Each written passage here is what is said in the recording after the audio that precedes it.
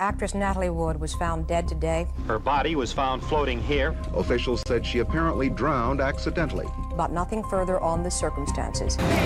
Mr. Wagner, the rumor's true? If you had wanted to, you could have helped her. She could have been alive if you would have called earlier? You think Natalie Woods would have been alive if you would have called earlier? See you, Dad. Bye, Jill. That's it. So is the case reopened now? I have talked to everybody. What do you I don't know, accuse Kevin me and of- Ralph, I don't accuse you of anything. You accuse me of murdering her, of taking all these positions. It's incredible. I can't believe that you'd do something like that. I just can't believe it. For over 30 years, Hollywood has been frozen by one cold question: what really happened to Natalie Wood that dark night in the ocean? The world was told she slipped, fell, and drowned during a quiet evening on the water, a tragic accident that stunned everyone. But once old files were reopened, witnesses switched up their stories, and new forensic doubts showed up. The situation started looking way more unsettling than anyone expected. Behind the bright lights and red carpet smiles, secrets were pushed down deep. Voices were shut out, and a quiet fear hung around for decades. Now fresh details have finally slipped into the light, and investigators have even named a person of interest, pointing directly toward a truth that was never supposed to reach the public. The Natalie Wood case isn't just an old Hollywood mystery anymore. It's a story that could break hearts all over again. Everything changed on November 29, 1981, when at around 7:45 a.m., the body of actress Natalie Wood was found floating in the Pacific Ocean near Catalina Island, California. She was wearing a red down jacket and a nightgown, and when responders arrived, she was pronounced dead right there at the scene at just 43 years old. The Los Angeles County coroner labeled it an accidental drowning, claiming she was trying to climb into or secure a small inflatable dinghy tied to her yacht when she fell and hit her head. The case was shut down in days, but the physical evidence and witness accounts from that night didn't blend together. They clashed, creating questions that have never fully faded. The night before, on November 28th, Natalie Wood had been on her family's yacht, the Splendor, anchored off Catalina Island. 3 other people were on board, and the hours leading up to that tragic moment would become some of the most debated hours in Hollywood history.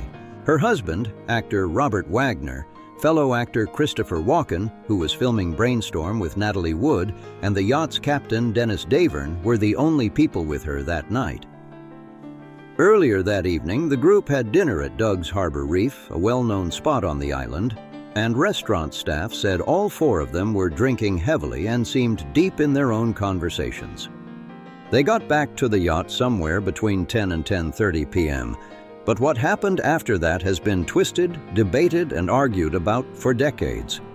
According to the statement Wagner gave detectives in 1981, there was only a small argument on board, nothing wild. He said Natalie went to bed before midnight, but when he checked later, she wasn't in the cabin, and the Zodiac dinghy tied to the yacht was gone too. Wagner told investigators he thought she might have gone to shore or tried to fix the dinghy because it was knocking against the yacht. He also admitted he didn't call the Coast Guard right away because he expected her to show up any moment. The Coast Guard wasn't alerted until around 5:30 a.m. on November 29th. Back in 1981, Captain Dennis Davern backed up Wagner's version almost perfectly, but decades later, in 2011, his story changed in a major way. In new interviews with detectives and the media, Davern said he felt pressured to downplay everything that happened that night.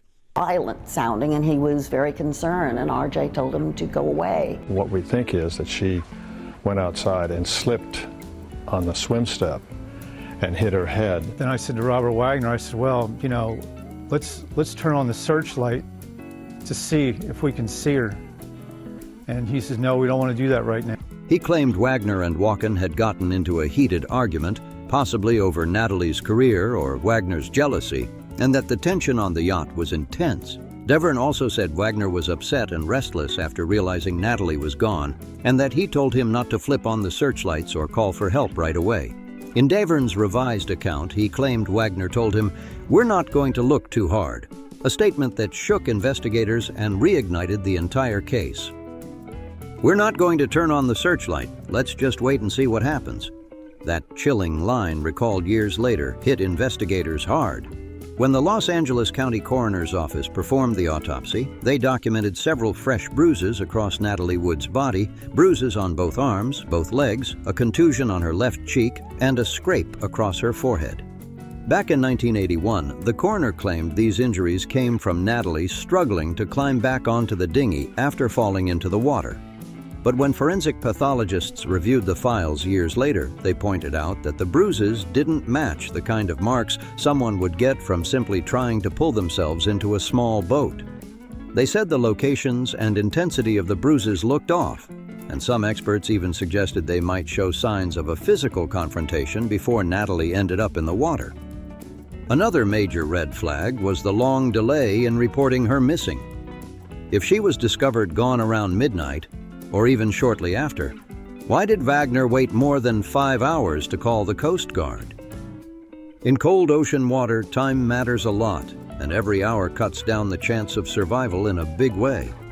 Wagner kept saying he thought Natalie had gone to shore and would come back soon, but the yacht was anchored about a mile away from land, and the water was around 60 degrees Fahrenheit that night. Natalie wasn't wearing a life jacket, and swimming in those waters would have been incredibly difficult. No charges were filed in 1981, and the investigation wrapped up fast. Wagner wasn't viewed as a suspect, and Captain Davern wasn't pushed about the inconsistent parts of his story. The case was labeled an accident and basically sealed away, staying that way for nearly 30 years. Everything shifted in 2011 when the Los Angeles County Sheriff's Department officially reopened the investigation after Davern's new statements and growing pressure from Natalie's family and the public. The coroner later amended Natalie Wood's death certificate, shifting the cause from accidental drowning to drowning and other undetermined factors. A change that shocked the public and reignited every unanswered question. The updated report even stated that the circumstances of how she ended up in the water were not clearly established, leaving a cloud of uncertainty hanging over the entire case. Then, in 2018, detectives officially named Robert Wagner as a person of interest, a title that instantly pulled the spotlight back onto him. Wagner, through his attorney, declined every request for an interview and still hasn't been charged with any crime. He has repeatedly insisted, even in his 2008 memoir, that he had absolutely nothing to do with Natalie's death. In a news conference today, detectives say Wagner has declined to be interviewed. He is being described as a person of interest. Yes, of course, we want to talk to Robert Wagner, you bet. We would love to hear his side of his version of events. The version of events he's portrayed in the media, I think, we told us the original investigators and we portrayed since then really don't add up to what we found. The investigation is still technically open, but without fresh evidence or new witnesses stepping forward, the chance of criminal charges happening now looks extremely slim. This situation isn't a mystery in the usual way because the facts are out there, but the truth behind those facts has never been pinned down. Behind all the noise, controversy, and rumors stood a real person. Natalie Wood, born Natalia Nikolaevna Zakharenko on July 20, 1938 in San Francisco, was the daughter of Russian immigrant parents. By age 4, she was already landing roles, and by 8, she appeared in major films, including Miracle on 34th Street. At just 17, she earned her first Academy Award nomination for Rebel Without a Cause, a huge milestone for someone so young. Her jump from child star to respected adult actress was nearly flawless, something extremely rare in Hollywood.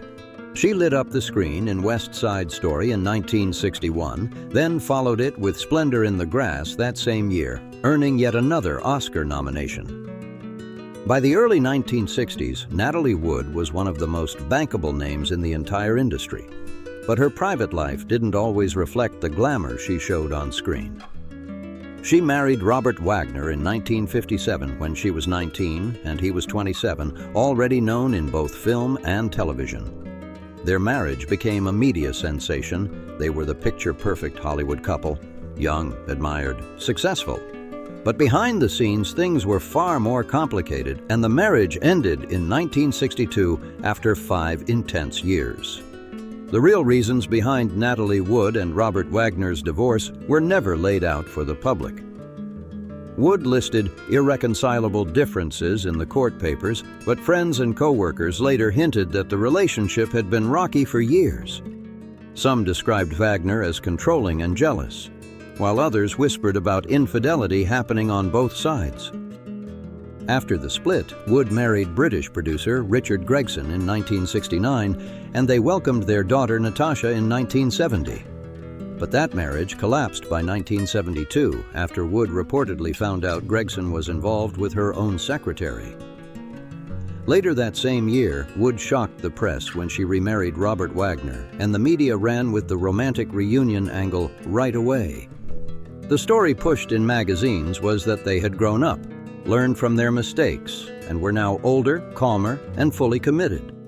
In 1974, they welcomed their daughter Courtney, adding to the image of a healed family. But people close to Natalie said the second marriage wasn't smooth at all. It was tense from the start.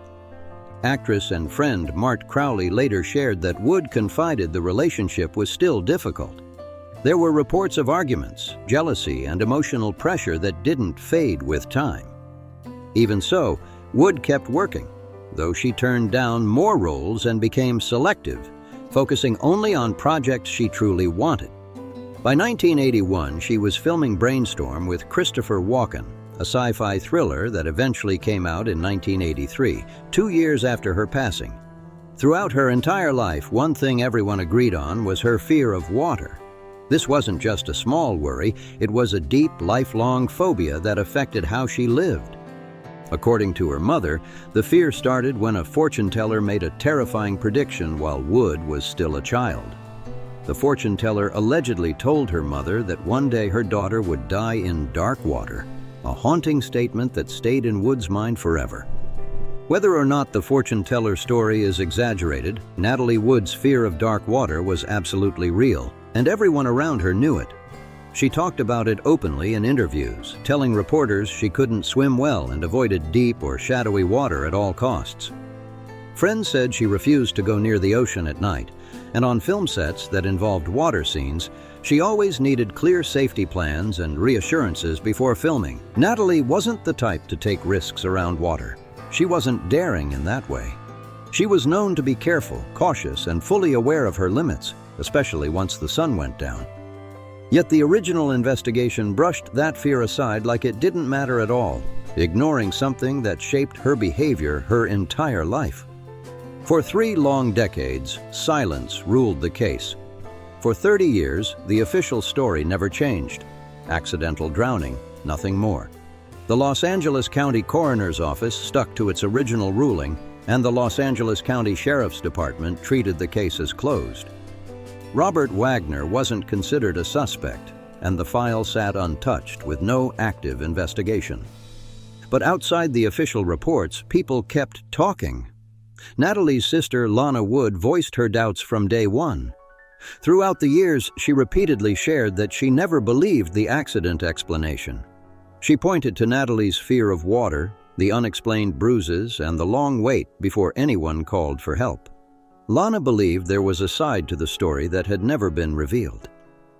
Things started shifting in 2008 when Robert Wagner released his memoir, Pieces of My Heart, A Life. In the book, he wrote about the night Natalie died, saying it felt confusing and chaotic.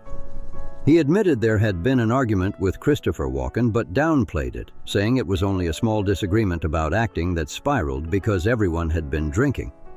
Wagner said he believed Natalie went to retie the dinghy and somehow slipped in, insisting he thought she'd just gone ashore and would come back soon. He admitted he regretted not calling for help sooner, but his explanation didn't calm public doubts at all. In fact, it stirred up fresh questions. Some details in his book didn't match what he had previously told investigators, creating even more confusion. But RJ, you've changed your story. I haven't changed You've anything. never said anything to me. I have never changed anything. You never for 1 minute stopped and said, this is what happened. I know it's going to Of course I hurt did. me. To me, of course not I've, to me, you of course didn't. I've stopped and said what happened. No, RJ, you There really was didn't. everybody was on really top of didn't. that. Look at all these people around there. They're Oh, all from you. Jesus Christ, no. Oh, I can't believe it. Ugh. He also revealed for the first time ever that he and Natalie had argued that night, something he never mentioned in 1981. That missing piece alone made people look at the entire situation differently. Then in 2009, Captain Dennis Davern sat down with a local news station and dropped a major revelation on camera. He said he didn't tell the whole truth back in 1981. He claimed Wagner and even some authorities pressured him to keep his original statement short and vague. Davern said the argument on the yacht was way more serious than Wagner ever admitted, and he claimed Wagner was visibly upset, delaying the Coast Guard call even though he knew Natalie was missing. These statements set off a media storm. True crime writers started digging back into the case. Journalists reopened timelines, documentaries began popping up, and podcast teams started breaking down every second of that night on the Splendor. Public curiosity hit a peak, and the pressure mounted on officials to take another look. Finally, in November 2011, the Los Angeles County Sheriff's Department announced it was officially reopening the investigation into Natalie Wood's death. They said new information had come in from witnesses who had been on nearby boats that night. People who heard things, saw things, and remembered details they felt were never handled properly the first time. On top of that, Davern had formally changed his statement with detectives, giving them new angles to investigate. The reopened case targeted several key areas. Detectives questioned Davern again in depth, tried to interview Wagner, who declined through his attorney, and thoroughly reviewed the original autopsy with help from updated forensic specialists. In January 2012, the Los Angeles County Coroner's Office released an amended autopsy report that changed everything. The cause of death was officially updated from accidental drowning to drowning and other undetermined factors, a major shift that reopened every doubt people had held onto for decades. The new report reevaluated the injuries found on Natalie Wood, stating that the location, number, and pattern of bruises, along with the lack of major head trauma, suggested her bruises likely happened before she ever entered the water. This was a huge development. The coroner was now saying the injuries didn't look like the result of a desperate struggle to climb into a dinghy. They looked more like something that happened beforehand. Then came the part few people wanted to talk about, Hollywood's old-school code of silence. Back in 1981, the industry played by a whole different rule book. There were no viral posts, no smartphones, no online reporters digging into every detail. Information traveled through tight, controlled channels. Studio publicity teams, trusted entertainment reporters, and circles of agents and managers handled everything behind the scenes. And Robert Wagner wasn't just another actor in 1981. He was deeply connected and highly respected in Hollywood. He'd been working since the 1950s and had strong ties with studio bosses, producers, and other major power players. He was seen as a true insider, someone the industry protected. This mattered a lot when Natalie Wood died under circumstances that didn't add up. Whenever a well-known figure passes away in a questionable way, the rush to control the story happens fast. Publicists step in, attorneys get involved, and the official version is shaped before the public can ask too many questions. And in 1981, this process was even more shielded than it is now. Within hours of Natalie's death, Wagner's team was already managing all communication. The narrative delivered to the press was clean, simple, and consistent. Tragic accident, no foul play, grieving husband. Major news outlets ran that version almost immediately without digging deeper. And entertainment reporters, many of whom had long-standing professional connections with Wagner or his reps, accepted that account without pressing for more details. There were real practical reasons behind how the story was handled. In Hollywood, access has always been a trade. You challenge the wrong person, and suddenly you're cut off from interviews, premieres, inside scoops, and exclusive stories. Publications that printed anything too risky or unflattering about major stars could get shut out by studios and publicists fast. This created a system where uncomfortable questions were quietly ignored or never asked at all. The Los Angeles County Sheriff's Department also seemed hesitant to treat Natalie Wood's case as anything other than an accident. Wagner was never brought in for a full formal interrogation.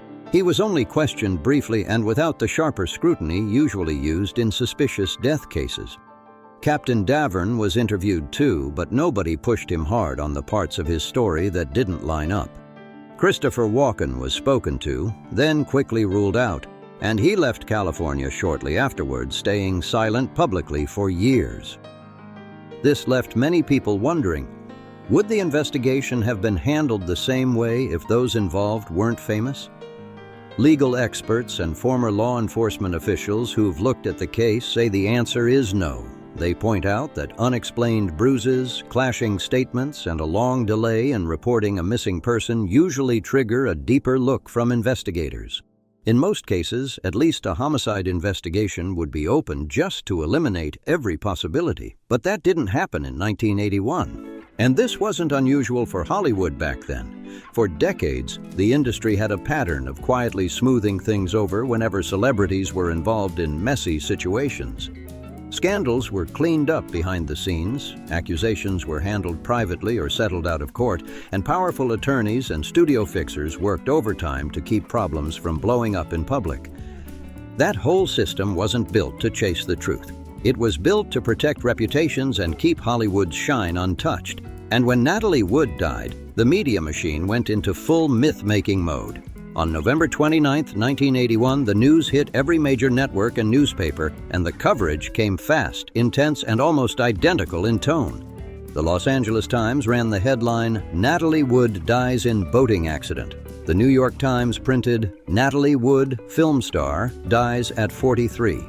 TV reporters opened their broadcasts with the same storyline, calling it a tragic accident and a heartbreaking loss. Within hours, the narrative was locked in place. Beloved actress, quiet weekend trip, terrible mishap. Almost no outlet pushed back on the official explanation. The bruises listed in the coroner's report were either skipped entirely or mentioned only in passing with no real breakdown. Natalie's lifelong fear of water was treated like a sad twist of fate in her obituaries, not something that challenged the accident theory. The long delay before calling the Coast Guard barely made a ripple in coverage. Robert Wagner was portrayed in a sympathetic light from the start, shown as a grieving husband shattered by loss. Reports focused on his emotional appearance at the funeral, his long history with Natalie, and the couple's 2 daughters. Christopher Walken's involvement was reduced to a single detail, that he was on the yacht. Captain Dennis Davern wasn't mentioned at all in most early stories. And none of this framing was random. It reflected exactly how entertainment journalism worked at the time. Major outlets depended heavily on studios and publicists to keep their access. Press releases were often printed almost word for word, with little independent fact-checking. Investigative reporting about celebrities was rare, and digging too deep into Hollywood's private world was seen as risky for a reporter's career. Especially with someone as established as Wagner, the relationship between reporters and Hollywood wasn't built for confrontation. It was a tight, cooperative loop. Tabloids, which might have pushed for a deeper angle, were scared off by strict libel laws and the threat of pricey lawsuits. Without solid proof, printing anything that hinted Wagner did something wrong could have blown up financially and legally, so most outlets played it safe. There was also a whole different cultural vibe in 1981. People weren't quick to doubt official stories, and the idea that authorities might mishandle an investigation involving a famous figure didn't cross many minds. Trust in institutions, law enforcement, coroners, and agencies was higher, so when the official line dropped, most folks accepted it without a fight. And there was another long-standing pattern in how the media covered the deaths of famous women. When a well-known, admired woman passed away young, reporting often shifted into emotional tribute mode instead of digging into uncomfortable details. Coverage leaned toward grief, beauty, and legacy. Not questions, not contradictions, not accountability. You could see this same behavior in how Marilyn Monroe's death was handled in 1962. Even with glaring inconsistencies and unresolved pieces, her case was stamped a probable suicide, and that was that. When Jean Harlow died in 1937 at just 26, questions about whether her mother delayed medical help barely got attention. Tributes to her talent and image took over the narrative. Natalie Wood's death fit perfectly into this old Hollywood template. She was turned into a symbol, the tragic star, the lost Hollywood princess, while the real details of her life were pushed to the side. Complicated parts of her marriage, physical evidence that didn't match the official explanation, and the parts of the story that didn't sit right all got overshadowed by the softer, easier version the public was fed. For 30 years, that cleaner narrative ruled everything. When her name popped up in retrospectives, writers focused on her talent, her legendary films, and her untimely passing, not the unanswered questions that still hung in the air. Most coverage avoided digging any deeper, and life moved on for Robert Wagner. His career kept rolling with barely a pause. He remarried in 1990 and stayed active in TV and film for years without major setbacks. And for a long time, the public accepted the official version of events because nothing challenged it, until the entire media landscape started to shift and cracks finally began to show. The change didn't happen overnight. It grew slowly as the way people shared and consumed information transformed. By the late 2000s, the internet had completely reshaped how stories spread. Blogs, online forums, and independent websites gave space for conversations that traditional media never touched. True crime exploded as a genre. Podcasts, YouTube breakdowns, long-form documentaries, and deep dive series all brought older cases back into the spotlight. People became fascinated with revisiting unsolved stories, especially when celebrities were involved. Natalie Wood's death suddenly resurfaced as a case everyone wanted to understand better. Online communities dedicated to unsolved mysteries started digging in hard. They built detailed timelines, went through publicly released autopsy records, and pointed out contradictions in the original investigation that had been ignored for decades. Then, in 2009, Marty Rowley and Dennis Davern published Goodbye, Natalie. Goodbye, Splendor. In that book, Davern finally gave his fullest, most detailed version of what he said happened on the yacht. He described a heated, explosive argument between Wagner and Wood, claimed Wagner became physically aggressive, and stated that Wagner stopped him from searching for Natalie right after she disappeared. The book set off a media wave. Davern appeared on major shows, including The Today Show, and said on camera, "I made mistakes by not telling the honest truth in a police report." That moment changed everything. A key witness had publicly flipped his original story and directly pointed toward a cover-up involving Robert Wagner, and for the first time in decades, the world started paying attention again. Major news outlets eventually couldn't stay quiet anymore. In 2011, 48 Hours dropped a full investigation called Natalie Wood, Death in Darkwater, and it shook everything up. The program brought in Davern, forensic experts who questioned the original autopsy, and people who were on nearby boats that night. One witness even said they heard a woman's voice calling for help around midnight, something that was barely looked into back in 1981. Not long after the 48 Hours episode aired, the Los Angeles County Sheriff's Department announced the case was being reopened. Whether that timing was just coincidence or a response to public heat wasn't clear, but plenty of media watchers pointed out how closely the two lined up. When the amended coroner's report came out in 2012, the coverage was huge. Reporters now had decades of background, full access to the original autopsy, and experts ready to break it down. The shift from accidental drowning to drowning and other undetermined factors wasn't treated like a tiny update. It was covered as major news. Documentaries kept the conversation alive, too. HBO released Natalie Wood, What Remains Behind in 2020, featuring her daughter Natasha Gregson Wagner. The film offered a more sympathetic angle on Robert Wagner and highlighted Natalie's life, career, and role as a mother. But even while defending Wagner's personality, it still admitted that big questions about that night were never settled. Podcasts jumped in as well. Shows like Fatal Voyage, The Mysterious Death of Natalie Wood gave long, deep dives that traditional news never had time for. These podcasts went through the evidence step by step, interviewed investigators and forensic experts, and spoke with people who had real ties to the case. They brought a level of detail that kept public interest alive and pushed the conversation into a whole new era. The media's whole approach flipped completely. What used to be treated as a closed, unquestionable case was now openly discussed as suspicious. Questions that were brushed aside in 1981 were suddenly at the center of every article, podcast, and documentary. And Robert Wagner, once protected by soft coverage, was now regularly described as a person of interest in an active investigation. The story was no longer shaped by Hollywood publicists or controlled press releases. It was being pushed forward by detectives, true crime journalists, and a public that refused to accept the old version.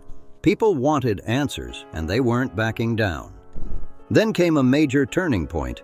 In 2018, the Los Angeles County Sheriff's Department made a move few expected. They publicly named Robert Wagner as a person of interest in Natalie Wood's death. Lieutenant John Carina told reporters, "As we've investigated the case over the last 6 years, I think he's more of a person of interest now. We know now that he was the last person to be with Natalie before she disappeared." Wagner responded through his attorney, declining to be interviewed. He hasn't spoken to investigators at all since the case was reopened in 2011. That silence created a huge roadblock. Without Wagner's cooperation, detectives were left with limited paths forward. They can't force him to testify unless charges are filed, and they can't file charges without strong evidence that would hold up in court. And that's where the legal hurdles get serious. The incident happened over 40 years ago, and most of the physical evidence is gone. The yacht wasn't treated like a potential crime scene in 1981, so nothing was preserved properly. The dinghy was never forensically analyzed. Key areas of the boat weren't photographed. Aside from documenting Natalie's body, almost no scene photos were taken at all. Because the original investigation treated the situation as a simple accident, crucial evidence that might have answered major questions was never collected. And now, decades later, detectives are working with a story missing half its pieces, a system that ended up bending more toward fame and image than toward justice. Witness testimony has become one of the biggest problems in the case. Captain Davern's credibility took a major hit once he admitted he lied back in 1981, and the fact that he earned money from a book deal only complicates things more. Christopher Walken has stuck to his original statement and refused to give anything further, keeping that part of the story locked away. And other possible witnesses, people on nearby boats who said they heard cries for help, were never questioned in 1981. And after so many years, their memories are tough to use in court. The amended coroner's report confirms that Natalie Wood's bruises happened before she entered the water, but it can't explain how those injuries happened or who might have caused them. Without evidence linking those bruises to another person, that detail alone isn't enough to support criminal charges. There's no statute of limitations for homicide in California, so time isn't the issue. But the standard of proof still applies. Prosecutors have to show guilt beyond a reasonable doubt. And right now, the case is built on circumstantial pieces, conflicting statements, and expert opinions about the autopsy. None of that reaches the level needed for charges unless there's solid physical evidence or strong witness testimony to back it up. As of 2025, the investigation is still labeled active, but without new evidence or cooperation from Robert Wagner, it's basically stuck. The Los Angeles County Sheriff's Department keeps it open, but no charges have been filed, and nothing suggests they're coming anytime soon. Natalie Wood's death certificate now says her cause of death is drowning and other undetermined factors. That phrase, undetermined factors, speaks loud. It admits that even after all these years, the full truth hasn't been uncovered.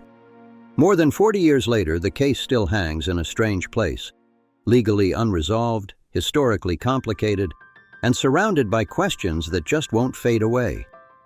No one has ever been charged. No courtroom has ever reviewed the evidence. No jury has ever heard what really happened. The facts are written down, but the truth is still argued over, even now. What we do know is this: Natalie Wood died under circumstances that were never investigated the way they should have been. Physical signs that hinted at a possible confrontation were brushed aside or explained away.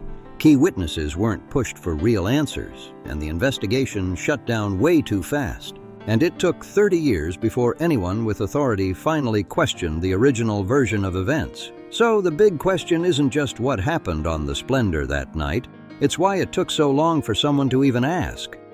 The reason sits right where celebrity power meets institutional hesitation.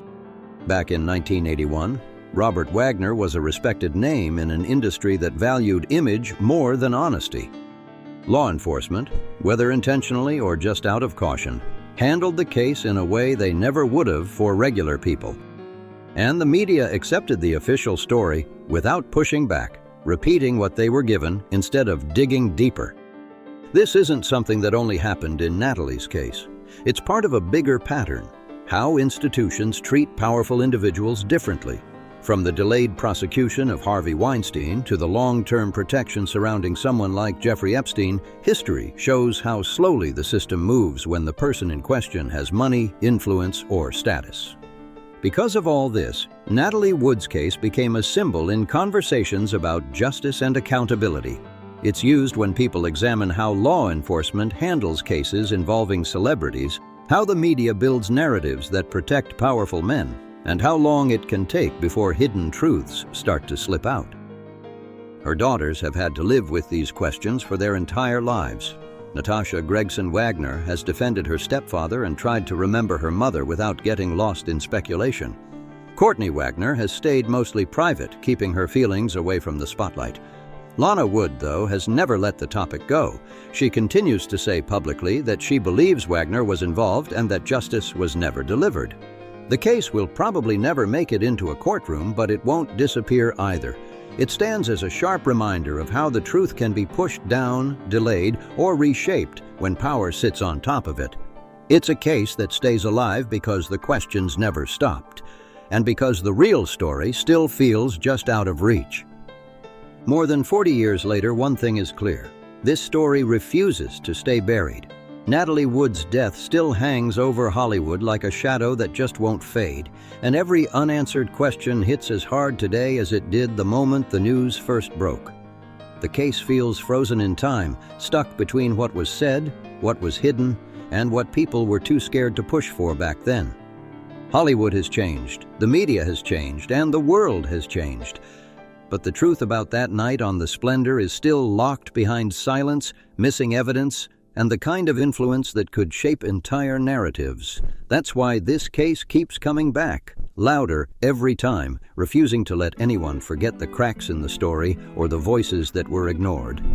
Natalie Wood wasn't just a screen legend, she was a daughter, a mother, a sister, and a woman whose life meant more than a headline or a polished Hollywood statement. The fact that her story still sparks debates, documentaries, and new investigations shows how deeply people feel that something was left unfinished, something never fully told. And maybe that's why the world keeps digging. Maybe the truth has a way of rising up even when the system tries to hold it down. The case might never reach a courtroom, and the full story may never be spoken out loud, but the world isn't letting it vanish. Not now, not ever. If you're the type who wants the real stories behind the real stories, the mysteries, the scandals, the legends, and the secrets Hollywood tried to bury, then you're exactly who we ride for. Tap into Retro Cinephile and join the crew that keeps the past alive, the truth loud, and the legends shining exactly where they belong. Front and center. If you want the truth Hollywood never wanted out there, the drama, the secrets, the cracks in the spotlight, you're in the right place. Smash like, hit subscribe, drop your thoughts below, and share this with someone who loves classic cinema. Retro Cinephile, where the past talks loud.